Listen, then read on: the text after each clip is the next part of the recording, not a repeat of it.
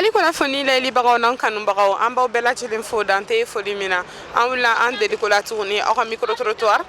ayiwa bi ko dugu ɲagaminen do ko an ka rappeur ba Iba Montana k'a ye so dɔ de bɔ ni so in kɔnɔna la ko ni nin caman b'a kɔnɔ dɔw yɛrɛ y'a yira ko nin wagati in na k'a minɛnen do donc an bɛna n'a ka don dugu kɔnɔna la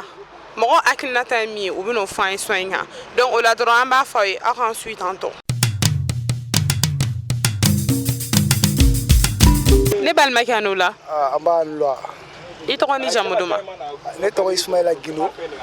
donc aw bɛ gɛrɛ na yan nɔ bɛɛ la an bɛ gɛrɛ na bɛɛ la an b'an ka cɛ ka station kɔnɔ station Mosby d'accord sisan nɔ an y'a mɛn ko Iba Montana ni calen kɔrɔ e yɛrɛ tɛ calen dɔ ye non ala k'an kisi caleya ma d'accord an y'a mɛn ko son dɔ bɔ a ye son dɔ bɔ kɔsani na polisikɛ yɛrɛ nin ne fɛnɛ ta sara donc son yɛrɛ ko dɔw yɛrɛ y'a yira ko nin wagati in na k'a minɛnen do sisan e yɛrɛ hakilinata ye mun ye o ko kan bon ne hakilinata ye mun ye tiɲɛ yɛrɛ la Iba ye mun kɛ nin Iba Montana ye mun kɛ nin tiɲɛ na nin ma ɲa wala a ma ɲa yɛrɛ yɛrɛ de u kan ka koron dɔɔni a ka tile fila nin kɛ yen nɔ i m'a faamu hali ni kɔfɛ u b'a bila n'o tɛ a ye mun kɛ c'est pas bon dɛ an ka faamaw Mali faamaw e b'i da pan olu la tan cogo la c'est pas joli à voir i m'a faamu a ye nin kɛ a ma ɲa yɛrɛ yɛrɛ quoi et puis a ye minnu tɔgɔ fɔ a ka so in na ko Buguli Oriye wa n t'a dɔn mun de ninnu bɛɛ kan ka minɛ sɔn yɛrɛ mun fɛ yen yɛrɛ u kan k'o ɲini k'o fɛnɛ minɛ k'o fara kan parce que faamaw don an m'u dɔgɔya ninnu b'an yɛrɛ de kama yan voilà. sisan conseil jumɛn bɛ i bolo k'a lase an ka rappeur denmisɛnnin tɔw ma. bon conseil min bɛ ne bolo k'a f'u ɲɛna n'u bɛ dɔnkili da u k'u dɔnkili da cogo dɔn u ɲɛ bɛ milimo ninnu na u bɛ dɔnkili da u tɛ mɔgɔ nɛni u tɛ mɔgɔ dɔgɔya u ka dɔnkiliw la marché sumu ninnu b'a kɛ cogo min na mais u kan k'u inspirer olu de kan k'olu layɛ i n'a fɔ Tata Pom ninnu bɛ yan cogo min na mais dɔnkili mana kɛ ne de bɛ se ne de bɛ jouer min ne de bɛ gulɔ min ne de b'a kɛ tan ne de bɛ si sisan cɛ o ye k'an ka denmisɛnninw de tiɲɛ o i y'a faamu bon ne bɛ mun fɔ o ye ladilikanw de ye u k'u u sanse u ka dɔnkili ɲɛnamaw da ka jeunesse lase wa an b'o de dɔn mais gulɔ min ne ye gangsta dɛ cɛ mɔgɔ si tɛ gangsta ye koyi manamanakan de don walayi. Merci beaucoup.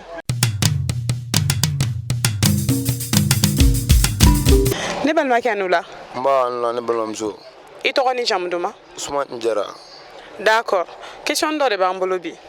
an y'a mɛn ko Iba Montana i b'a dɔn cale awɔ n bɛ cale dɔn d'accord ko a ye son dɔ bɔ tile filanin na son kɔnɔna la k'a ko polisikɛ y'ale neni wa k'ale y'a ta sara ko ninnu kɛra son kɔnɔna la dɔw yɛrɛ y'a yira ko nin wagati in na k'a minɛnen do mais e yɛrɛ hakilina la a ye son min bɔ ko ɲuman don wa. bon ne balimamuso ka ɲininkali tiɲɛ la nin diyara n ye trop Iba Montana yɛrɛ tɛ den ɲɛnama ye quoi parce que Iba Montana baara alimami ma ka alimami neni Mayi Watara o son bɔra bɛɛ y'o mɛn o mankanw bɛɛ kɛra alimami yɛrɛ k'ale yɛrɛ yafara ma o y'a fa filɛ o kɔfɛ tuguni a tilala ka wuli a manamanakan wɛrɛ fɔ minnu fɛnɛ tɛ kelen ye quoi bon mɔgɔ tɛ sariya sanfɛ o polisiw tiɲɛ yɛrɛ la u b'u ka baara de la an lakanabagaw de don an kɔrɔw b'u la i n'a fɔ an baw b'u la i n'a fɔ an faw b'u la n m'a faamu bon n'i ye polisi kelen dɔgɔya c'est comme si i ye maliyɛn bɛɛ fɛnɛ dɔgɔya quoi en même temps civil de bɛ bɔ civil la ka kɛ polisi ye bon Montana ka ko a ye mɔgɔw tɔɔrɔ quoi n m'a faamu a ka ko a ye diɲɛ bɛɛ tɔɔrɔ. d'accord sisan conseil jumɛn b'e bolo ka ɲɛsin an ka rappeur denmisɛnnin tɔw ma. bon rappeur denmisɛnnin tɔw kojugu tɛ bɔ dugu la gansan u yɛrɛ ɲɛ b'a bɛɛ la kelen kelen o ko min taara sigi yan Montana fɛnɛ commandant kan bon nin fɛnɛ leçon de ka yir'u la misiki bɛ kɛ ka sɔrɔ i ma mɔgɔ dɔgɔya quoi misiki ma dabɔ kama ne bolo conseiller don i bɛ se ka kuma dɔw fɔ mais o t'a yɛrɛ e yɛrɛ b'a acte kɛ quoi mais Montana ka kuma b'a yɛrɛ k'a fɔ de ko ale yɛrɛ b'a kɛ de quoi est ce que a kuma faamu bon n'a minɛla kun min na a kan ka minɛ o de la n m'a faamu fɛn tɛ sariya sanfɛ k'i wolo k'o kan sariya tɛ bin mɔgɔ kan i b'a kɛ de i bɛ taa n'i taara fɛnɛ i bɛ ɲininka i y'a kɛ kun min na ne ba. d'accord ok kuma ɲɛna trop merci. kɔrɔkɛ n'u la n b'a la i tɔgɔ ni jamu duman ne tɔgɔ Moribo Siribi d'accord an ye ko dɔ de mɛn tile filanin na ko Iba Montana ye son dɔ bɔ ni son in kɔnɔna la a ye neni kɛ ko polisikɛ y'ale neni ale yɛrɛ y'a ta sara dɔw yɛrɛ y'a yira ko ni wagati in na k'a minɛnen do e yɛrɛ bolo e hakilinata ye jumɛn ko i kan est ce que ko i ɲɛna. bon Iba Montana kɔni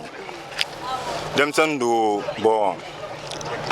an taara mɛn mun fɔ a ko yɛrɛ kan wa sisan filɛ nin yɔrɔ min kɔni na kɔni dugu ɲagaminen do bɛɛ b'o kalama bon sisan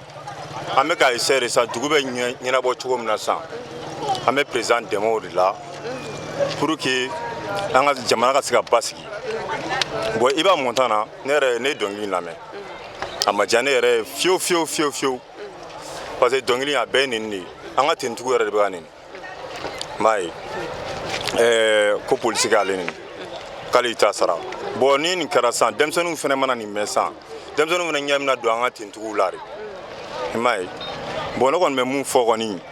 mɔgɔ kana to ka dɔnkili in lamɛn dɔnkili in tɛ conseil ɲɛnama ye i m'a ye parce que dɔnkili in filɛ nin dɔnkili bɛna kɛ sababu ye jamana tɔw bɛna ɲagami de ka taa fɛ parce que an bɛ ka jamana in ɲɛnabɔ cogo de ɲini sisan i m'a ye. D'accord sisan conseil jumɛn bɛ bolo ka ɲɛsin an ka rappeur denmisɛnnin tɔw ma. Bon conseil min bɛ ne bolo dɔrɔn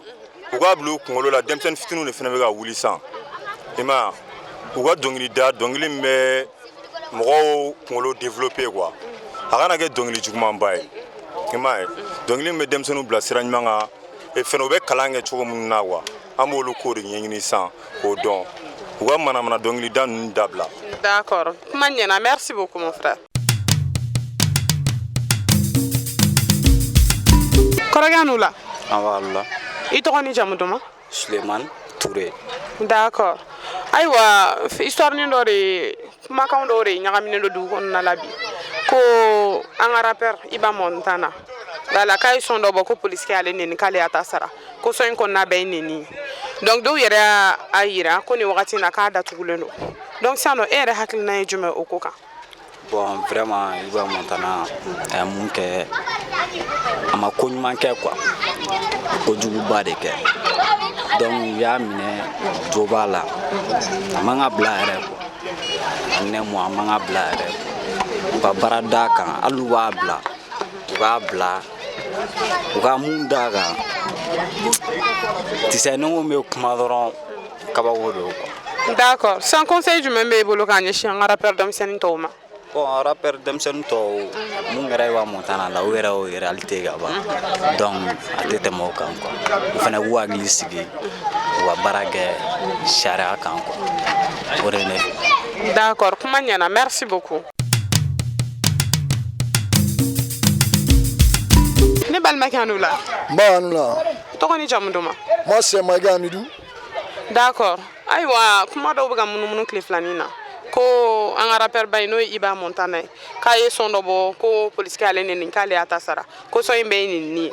donc dɔw yɛrɛ y'a yira ko nin wagati in na k'a datugulen don mais e yɛrɛ hakilina ta ye jumɛn ko in kan.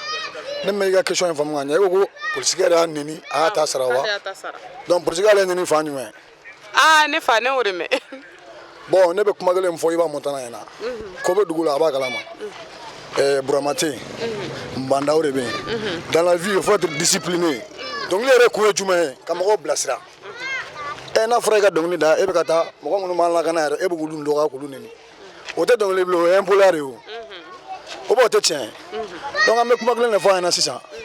a ye mun kɛ bi a jo t'a la bi a jo t'a la sini dɔnkili ne yɛrɛ yɔrɔ lamɛn a ye polisikɛ neni n y'a lamɛn très bien polisiw bɛ yan anw de kama il faut être discipliné il faut pas parler à la bouche pleine il faut savoir parler. y'a faamu Iba Montana a jo t'a la bi a jo t'a la sini an ka rappeur don dɛ tiɲɛ la a ko ka di ne ye trop ne Amiru Makɛ ne yɛrɛ b'a ka son kiffer trop mais a ka don kumun na dɔɔni komi an bɛ Bandaw tile la donc n'a donna kumun na n'a bɔra a b'a faamu quoi. D'accord sisan conseil jumɛn b'e bolo k'a ɲɛsin an ka dɔnkilidala denmisɛnninw ma rappeur denmisɛnnin tɔw ma. bon conseil min bɛ ne bolo k'a ɲɛsin u ma l'erreur est humaine o ye tubabukan ye o tɛ tiɲɛ ye o ye Iba Montana ta ye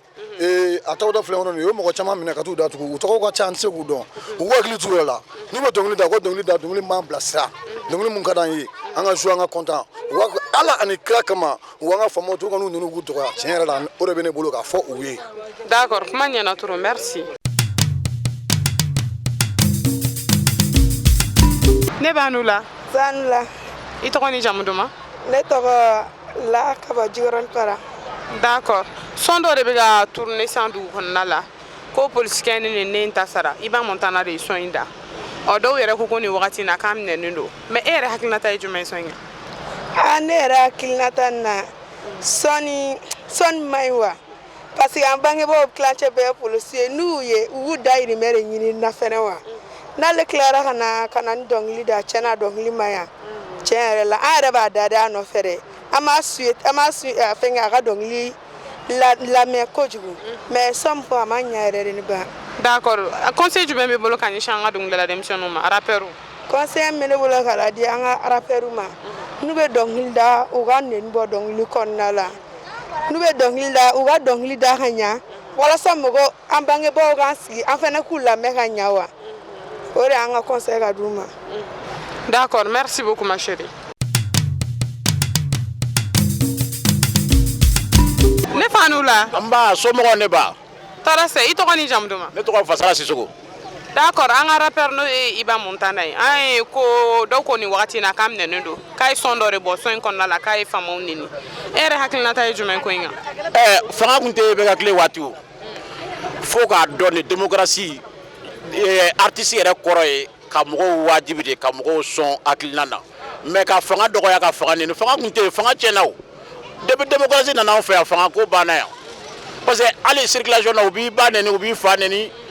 bonya yɛrɛ tɛ yen tuguni.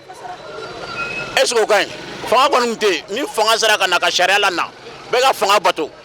Fanga bɛ bɛɛ sanfɛ o mɔgɔ si tɛ fanga sanfɛ. Ale kɔni ye min kɛ a diyara ne ka tɛmɛ bɛɛ lajɛlen u k'a minɛ u kana bila dɛ. U k'a minɛ k'a ɲangi fo k'a dɔn n'i y'a ye ale y'a kɛ a y'a ye Petit Gimbal kɛ u bɛ minɛ u bɛ taa tile kelen kɛ kaso la u bɛ bɔ u bɛ na fɛn k'u minɛ k'u ɲangi yɛrɛ de. D'accord, conseil jumɛn b'e bolo k'a ɲɛsin an ka rappeur denmisɛnnin tɔw ma? Rappeur denmisɛnnin tɔw u k'a lajɛ dɛ n'o tɛ nin kɔni tɛ rappeur kɔni tɛ kɛcogoya kɔni ye ka i fa joué na dɔrɔn ka taa sigi ka fanga neni o kɔni comme démocratie jamana don n'o tɛ démocratie kɔni tɛ yan ne ɲɛ tɛ démocratie kɔni na. Fanga tɛ bonya. Merci.